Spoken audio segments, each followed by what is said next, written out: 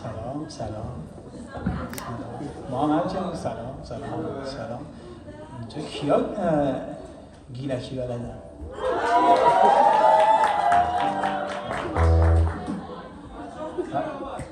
بسیار افتخار دارید. خیلی ممنون که امروز افتخار دادید به جوما و حضور پیدا کردید. چیزی حدود 3 سال پیش، یکم بیشتر، جوما شروع کرد به روایت کردن و قصه گفتن و خیلی دوست داشت که اتفاقی بیفته، بتونه روبروی شما قصه‌هاشو، یعنی قصه‌های خودتون رو تعریف بکنه. به هر حال امکانش فراهم شد و حالا ما در کنار شما هستیم و به خودمون میبالیم.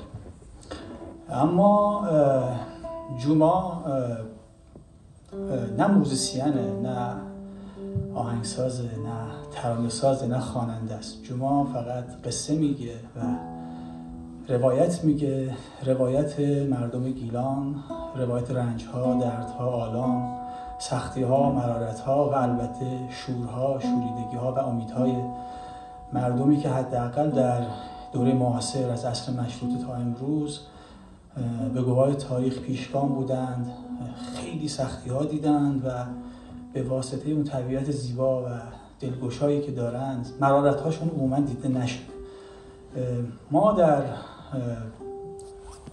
پروژه جوما این قصه ها رو روایت میکنیم، نه فقط قصه هایی که در کتاب ها آمده، قصه های آدم هایی که این تاریخ رو رقم زدن، از دوره مشروطه، از عصر جنگل و تا امروزی که ما هستیم و دوره معاصر ما. شاید قصه ای که تعریف میکنیم قصه ای که از شما باشه که امروز در کنار ما هستید. خب بذارید تشکری بکنم از عزیزی که در آلبوم شوان با ما بود، نوازنده خوب امین دیکندیش، که اگر شنیدید صدای ساز امین رو شنیدید، و بعد از سامان عزیز که یک سالیه بله جوما مفتخره که در کنارش باشه. از دوستانی که این امکان فراهم کردن که در کنار شما باشیم ممنونم و از شما که حضور پیدا کردید. اون نیم ساعت تأخیر هم حقیقتش کار ما نبود، ما این پشت بودیم و خودتون دیر اومدید. نه اونایی که دیر اومدن به افتخار خودتون، به افتخار خودتون. ما در شب بودیم و 1 ساعت تأخیر بود. حقیقتا ما 1 ساعت اونجا بودیم و اعلام هم کردیم ما اومدیم دیگه، خودتون دیر اومدید. خب قصه‌ای که قراره برای شما روایت بکنیم در واقع با مدد از ترانه، اولین قصه ما مربوط به اوایل دهه 30 در عصری که اون اتفاق مهیب رخ داد در ایران، واقعه موسوم به کودتا سال 1332. بازتاب اون واقعه در گیلان جلوه خیلی زیادی داشت. یکی از شخصیت‌های فرهنگی گیلان به اسم ابوالقاسم منتظر که ما بهش میگیم دایی منتظر، که تعزیه خوانم بود، با چهره بسیار زیبا و قلب رئوفش نقش اشقیا رو من بازی میکرد و البته از اولین گویندگان رادیو رشت هم بود. یک شعری داره به اسم پاییز، یعنی که ده پاییزه، یعنی هنوز و همیشه پاییزه. دایی منتظر در این ترانه احوالی رو شرح میده در این شعر که انگار امروز ماست. بعد از واقعه موسوم به کودتا یک شور و یک امیدی به یأس و یک سرخوردگی تبدیل میشه و فضای رخوت و خمودگی در سراسر ایران پراکنده است. این بازتاب این رو شما در ادبیات ایران میبینید، اما در ادبیات گیلان این در شمایل پاییز جلوه کرده، در ترانه‌ای که در شعری که دایی منتظر گفته.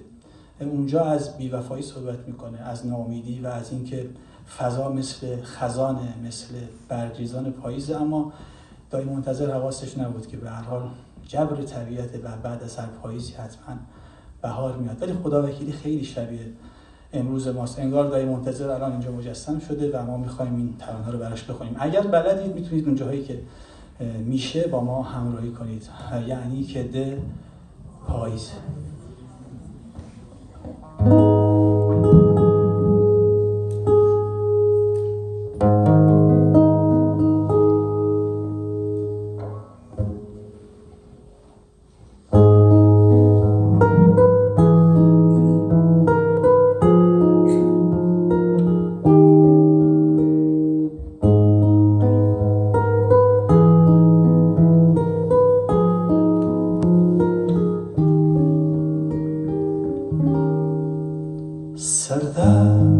با هوا کم کم از ابر نم نم سبزان سر شبنم صحرای دل خرم بلبل شب روز در غم از قرص در ماتم یعنی که ده پاییزه یعنی که ده پاییزه پاییز غم انگیزه پاییز غم انگیزه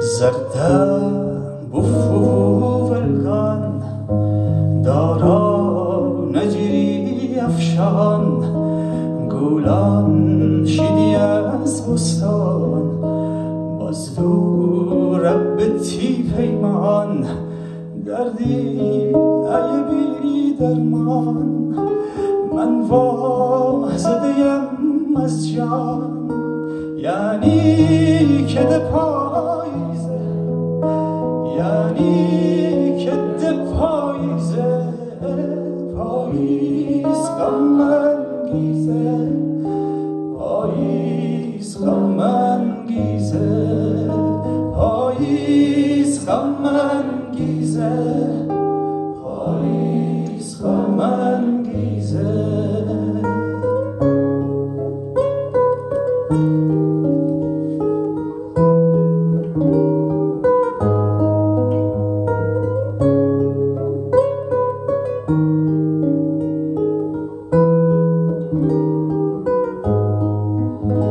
حیوانات زنه محکم سبزان سنه برهم پاشیده کنه از هم آران دردی ماتم محرم دیگه کس با هم زیبا دنی عالم دنیا پاییز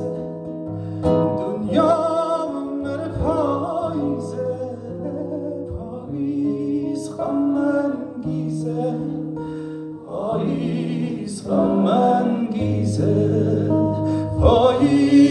غم انگیزه پاییز غم انگیزه پاییز غم انگیزه پاییز غم انگیزه پاییز غم انگیزه بعد به افتخار خود